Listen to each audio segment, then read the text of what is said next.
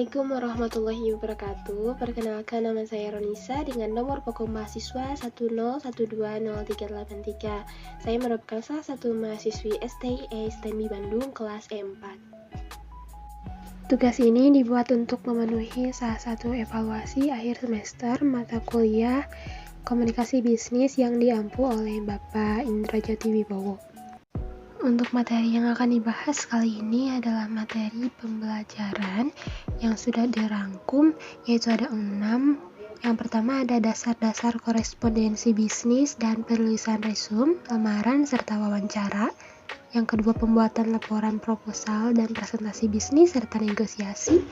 Yang ketiga rapat bisnis, penulisan laporan bisnis, laporan singkat, dan laporan formal. 4. Praktek memimpin rapat dan membawa surat-surat resmi. Yang kelima, komunikasi dengan teknologi informasi. Dan yang terakhir, penggunaan sosial media dalam komunikasi bisnis. Langsung saja kita masuk ke pembahasan yang pertama, yaitu dasar-dasar korespondensi bisnis dan penulisan resume, lamaran, serta wawancara. Nah, kita harus mengetahui pengertian korespondensi. Korespondensi sendiri berasal dari bahasa Inggris, correspondence, atau yang berasal dari bahasa Belanda yaitu correspondentis, yang berarti hubungan yang terjadi antara pihak-pihak yang terkait. Nah, hubungan pihak-pihak yang terkait tersebut dalam bisnis biasanya bersifat resmi dan dilakukan dengan surat menyurat. Nah, kegiatan surat menyurat inilah yang disebut korespondensi. Nah, jadi dapat disimpulkan korespondensi secara umum adalah salah satu bentuk komunikasi verbal yang biasanya digunakan untuk menyampaikan pesan-pesan bisnis maupun non-bisnis kepada pihak lain. Umumnya, korespondensi berkaitan dengan suatu proses penyampaian pesan dalam bentuk surat, memo, proposal, agenda, maupun bentuk laporan. Nah, surat sendiri memiliki beberapa fungsi, yaitu yang pertama, surat sebagai wakil atau duta bagi pengirim surat. Dalam kaitannya dengan dunia bisnis, surat bisnis berfungsi sebagai pembawa pesan-pesan kepada pihak lain. Jadi, surat dapat menjadi wakil pengirim surat terhadap pihak-pihak terkait. Yang kedua yaitu alat untuk menyampaikan pemberitahuan, permintaan atau permohonan, buah pikiran atau gagasan yang berkaitan dengan masalah-masalah bisnis. Jadi kita dapat memberitahukan opini kita ataupun permintaan dan permohonan kepada pihak-pihak terkait mengenai masalah-masalah bisnis. Yang ketiga yaitu surat menjadi alat bukti tertulis atau dokumen tertulis. Misalkan seperti surat perjanjian jual beli, surat kerjasama, surat bukti tanda terima, dan faktur. Nah, jadi surat dapat dijadikan sebagai alat bukti bahwa kita telah melakukan transaksi bisnis. Yang selanjutnya yaitu alat untuk mengingat, misalkan surat-surat bisnis yang diarsipkan. Pada saat dibutuhkan, surat-surat tersebut dapat dilihat atau dicek kembali untuk mengingat berbagai kegiatan yang telah dilakukan di masa lalu dan sebelumnya. Selanjutnya, surat sebagai buku sejarah atau historis, misalkan surat-surat izin pendirian usaha, surat kepanitiaan usaha, dan surat penggabungan usaha. Surat-surat bisnis tersebut menjadi catatan yang sangat berharga sebagai bukti historis dalam dunia bisnis. Kemudian, seseorang juga dapat melakukan pengecekan berbagai kegiatan bisnis yang telah dilakukan pada masa lalu, sehingga dapat dipakai sebagai bahan untuk memprediksi kegiatan bisnis di masa depan. Yang selanjutnya yaitu surat sebagai pedoman kerja, misalkan surat keputusan dan surat perintah atau instruksi. Surat-surat bisnis tersebut berfungsi sebagai pedoman atau acuan dalam melaksanakan suatu kegiatan bisnis. Yang selanjutnya yaitu media promosi bagi pengirim surat. Dalam perkembangannya, surat bisnis juga dapat digunakan oleh pengirim surat untuk mempromosikan perusahaan, termasuk produk-produk yang dihasilkan maupun jasa kepada pihak lain, baik perseorangan maupun lembaga atau organisasi. Nah, secara umum surat dikelompokkan dalam berbagai kelompok, yaitu yang pertama surat menurut wujudnya. Pengelompokan surat berdasarkan wujudnya yaitu ada surat bersampul, kartu pos, warkat pos, memorandum, memo dan nota, dan surat tanah bukti. Yang selanjutnya yaitu surat menurut pemakaiannya. Yang pertama ada surat pribadi, dan biasanya surat pribadi berisikan hal-hal yang sifatnya personal atau pribadi. Yang kedua ada surat dinas atau surat resmi, biasanya berisikan tentang kepentingan tugas dan kegiatan dinas instansi pemerintahan. Yang ketiga ada surat bisnis atau sering disebut surat niaga, yang merupakan surat yang digunakan oleh orang atau badan yang menyelenggarakan kegiatan usaha. Kemudian ada surat sosial yang digunakan oleh organisasi atau lembaga-lembaga sosial kemasyarakatan untuk berbagai kepentingan sosial bagi masyarakat. Kemudian pengelompokan surat menurut banyaknya jumlah sasaran yang dituju, ada surat biasa, surat edaran, dan surat pengumuman. Kemudian pengelompokan surat menurut sifatnya, yang pertama ada surat biasa yang isinya bersifat biasa dan dapat beramplop maupun tanpa amplop.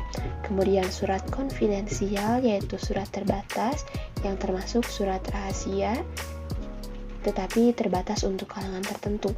Yang ketiga ada surat rahasia yang isinya hanya boleh dibuka dan dibaca oleh orang atau pejabat tertentu dalam suatu organisasi. Selanjutnya, pengelompokan surat menurut urgensi penyelesaiannya. Yang pertama yaitu surat biasa yang penanganannya diperlukan biasa saja atau tidak ada suatu perlakuan khusus. Yang kedua yaitu surat segera yang memang memerlukan penanganan secepat mungkin atau dilakukan dengan segera meskipun penanganannya tidak secepat surat kilat. Yang ketiga ada surat kilat yang memerlukan penanganan dengan sangat segera, harus didahulukan dan memperoleh perlakuan khusus daripada surat-surat lainnya. Yang terakhir yaitu pengelompokan surat menurut isi dan maksudnya. Surat ini sangat bervariasi, misalkan surat pesanan produk, surat keterangan, surat pemberitahuan, surat permintaan informasi, dan surat-surat lainnya. Bagian surat yang pertama yaitu ada kepala surat atau kop surat, yang merupakan ciri khas suatu lembaga, organisasi bisnis, badan, dan instansi. Kemudian ada tanggal surat yang berfungsi untuk memberitahukan kepada penerima surat kapan surat itu ditulis. Kemudian ada nomor, lampiran, dan perihal. Penulisan kata lampiran hanya diperlukan apabila ada berkas yang dilampirkan dalam surat tersebut.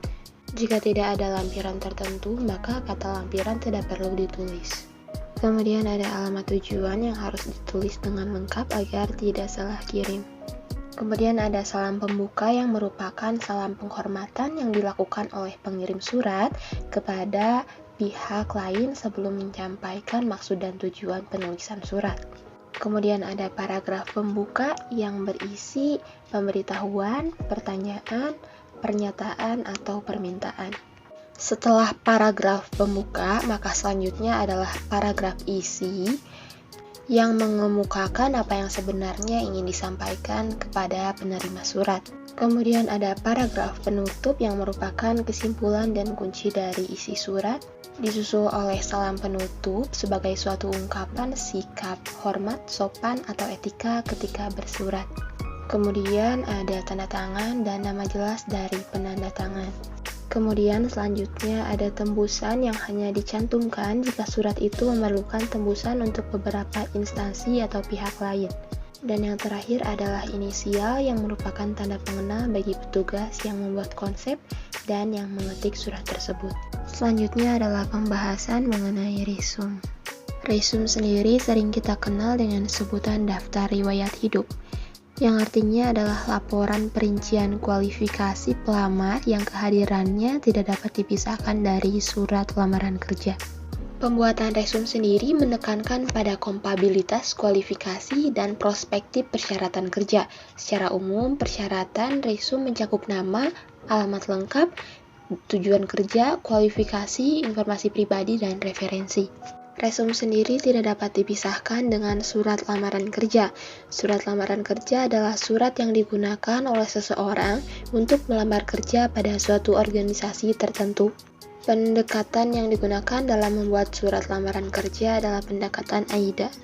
Pendekatan AIDA sendiri terdiri atas attention, di mana pelamar kerja harus dapat meyakinkan pihak organisasi atau lembaga pencari kerja bahwa pelamar kerja memiliki sesuatu yang bermanfaat untuk dapat menarik rasa tertarik bagi lembaga. Kemudian ada interest, di mana pelamar kerja dapat menarik perhatian pembaca dengan menjelaskan relevansi pesan-pesan yang disampaikan dan menegaskan bahwa kualifikasi yang dibutuhkan lembaga atau organisasi tersebut relevan dengan kemampuan yang dimiliki oleh pelamar kerja.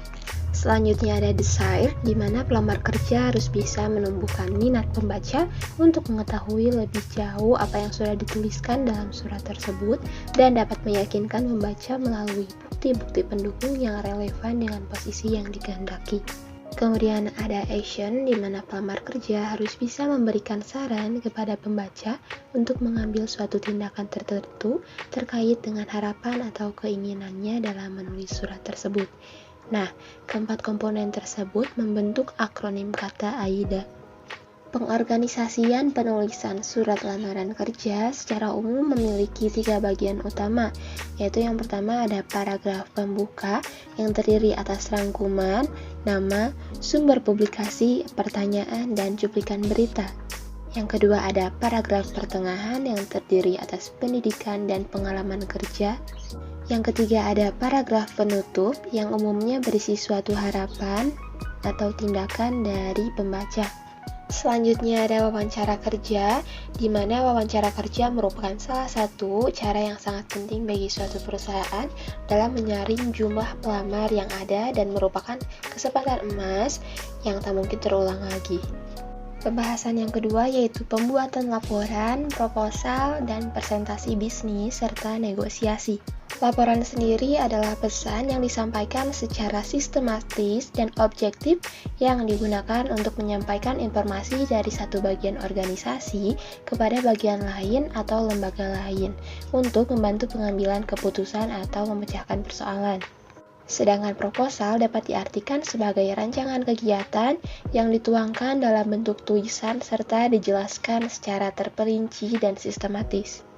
Pengorganisasian laporan pada umumnya terdiri dari pendahuluan, isi, rangkuman, kesimpulan, dan rekomendasi, serta catatan. Kemudian presentasi bisnis adalah bentuk komunikasi yang berorientasi pada proposal yang disajikan dalam suatu lingkungan bisnis kepada khalayak yang relatif homogen dari berbagai tingkat pengambilan keputusan. Nah, tujuan dari presentasi bisnis yaitu menginformasikan pesan-pesan bisnis kepada audiens, menghibur audiens, menyentuh emosi audiens, serta memotivasi audiens untuk bertindak sesuatu. Dalam melakukan presentasi bisnis, terdapat berbagai alat bantu presentasi bisnis, yang salah satunya adalah papan tulis hitam dan putih. Umumnya saat sekolah juga kita sering menggunakan whiteboard atau blackboard, seperti gambar di atas. Yang selanjutnya adalah flip chart, di mana flip chart merupakan sebuah papan tulis yang dilengkapi dengan lembaran-lembaran kertas berukuran besar. Nah, gambarnya ada di atas ya. Yang selanjutnya adalah transparansi OHP yang merupakan alat bantu presentasi yang cukup populer bagi para pembicara. Kemudian ada slide tahun 1980-an. Terus ada papan tulis elektronik yang telah dikembangkan dengan menawarkan berbagai kemudahan yang banyak digunakan di kantor, konferensi, dan ruang pelatihan. Kemudian ada video cassette recorder yang dapat digunakan sebagai sarana untuk melakukan presentasi bisnis. Lalu ada panel liquid crystal display atau LCD yang memiliki kesamaan dengan layar komputer jenis laptop, yakni transparan. Kemudian yang terakhir ada proyektor LCD yang merupakan salah satu alat bantu presentasi yang banyak digunakan oleh organisasi atau lembaga bisnis maupun non-bisnis. Nah, biasanya proyektor LCD ini kita lebih kenal dengan sebutan infocus kali ya. Selanjutnya ada negosiasi, yaitu suatu proses komunikasi antara dua pihak yang mana masing-masing mempunyai tujuan dan sudut pandang mereka sendiri, terus berusaha mencapai kesepakatan dan memuaskan kedua belah pihak mengenai masalah yang sama. Dalam proses negosiasi sendiri ada 6 tahapan penting yang perlu diperhatikan, yaitu yang pertama persiapan.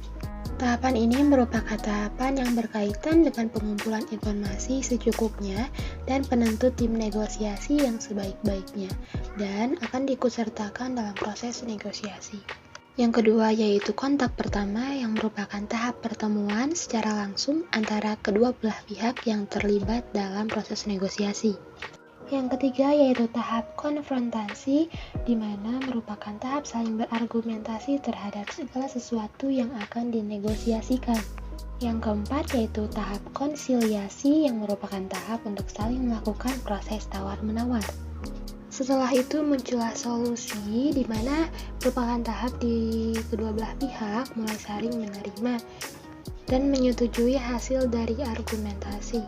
Setelah menyetujui hasil negosiasi, muncullah tahapan pasca negosiasi yang merupakan tahap untuk melakukan konsolidasi bagi kedua pihak. Pembahasan selanjutnya yaitu mengenai rapat bisnis, penulisan laporan bisnis, laporan singkat, dan laporan formal. Rapat bisnis sendiri didefinisikan sebagai bentuk pertemuan dua orang atau lebih di suatu tempat, baik di dalam maupun di luar kantor, untuk membahas hal-hal yang berkaitan dengan kegiatan bisnis. Dalam menyusun agenda rapat, kita harus memperhatikan beberapa hal, yaitu yang pertama, mencantumkan tanggal, tempat, waktu dimulai, dan waktu selesai. Yang kedua, mencantumkan rumusan, tujuan, atau maksud rapat. Yang ketiga, mencantumkan siapa saja yang hadir dalam rapat bisnis. Yang keempat, menyusun daftar topik yang akan dibahas. Yang kelima, membuat alokasi waktu untuk setiap topik yang dibahas. Dan yang terakhir yaitu menyusun bahan-bahan bagi peserta yang harus diselesaikan sebelum rapat dimulai. Umumnya, bahan-bahan rapat ini dibagikan kepada setiap peserta rapat bisnis selambat-lambatnya seminggu sebelum rapat bisnis diadakan. Laporan bisnis adalah suatu laporan yang memiliki sifat netral, tidak memihak, memiliki tujuan yang jelas, dan berisi rencana penyajian fakta kepada seorang atau lebih untuk tujuan bisnis tertentu. Dalam laporan bisnis terdapat bagian pokok, yaitu yang pertama ada pendahuluan yang terdiri dari pemberi kuasa, kemudian layout atau rencana presentasi, ada masalah, maksud penulisan, ruang lingkup, metodologi, sumber-sumber primer atau sekunder, latar belakang, definisi istilah, keterbatasan, dan rekomendasi. Bagian yang kedua adalah teks, di mana membahas dan mengembangkan hal-hal penting secara rinci. Nah, penulisan laporan bisnis yang baik harus mencakup temuan fakta yang penting dan relevan. Bagian yang ketiga yaitu bagian penutup yang berisi tentang rangkuman, kesimpulan, rekomendasi, rencana tindakan, dan proposisi. Untuk laporan singkat biasanya hanya mencakup materi pendukung yang relatif sedikit bagi pencapaian komunikasi yang efektif. Laporan singkat ini lebih menekankan pada tubuh atau body suatu laporan yang mencakup pembuka, hasil temuan, bahasan, dan bagian penutup. Sedangkan laporan panjang sering disebut dengan laporan formal, yang secara umum jumlah halaman laporan formal lebih banyak daripada jumlah halaman laporan singkat. Pembahasan yang keempat adalah praktek memimpin rapat dan membawa surat-surat resmi. Menurut Ken Davis, rapat adalah 1. Untuk memperoleh partisipasi dan sambutan aktif. 2. Sarana untuk memperoleh informasi dan menghasilkan umpan balik. 3. Memungkinkan untuk memberikan kontribusi secara pribadi dan menghasilkan perasaan persahabatan. Rapat sendiri memiliki 2 jenis, yaitu rapat formal dan rapat informal. Biasanya pimpinan dalam rapat terbagi menjadi 3 golongan, yaitu yang pertama pimpinan yang bersifat otoriter, yang kedua pimpinan yang bersifat supervisor, yang ketiga pimpinan partisipasif. Surat resmi bertujuan untuk berkomunikasi secara formal. Surat resmi memiliki struktur penulisan yang baku dan sudah menjadi standar. Contoh surat resmi adalah surat permohonan, surat keputusan, surat kuasa, surat undangan, surat perintah, surat pengantar, dan surat edaran. Pembahasan yang kelima yaitu komunikasi dengan teknologi informasi. Di zaman yang sudah serba canggih saat ini, pasti sudah tidak asing dengan teknologi informasi. Teknologi informasi sendiri dapat didefinisikan sebagai teknologi yang melibatkan pengembangan, perawatan, dan penggunaan sistem komputer, perangkat lunak, dan jaringan untuk memproses dan mendistribusikan data. Teknologi informasi dalam komunikasi bisnis umumnya digunakan untuk berkomunikasi dalam kantor, berkomunikasi jarak jauh, mengkomunikasikan barang dan jasa, dan berkomunikasi dengan konsumen.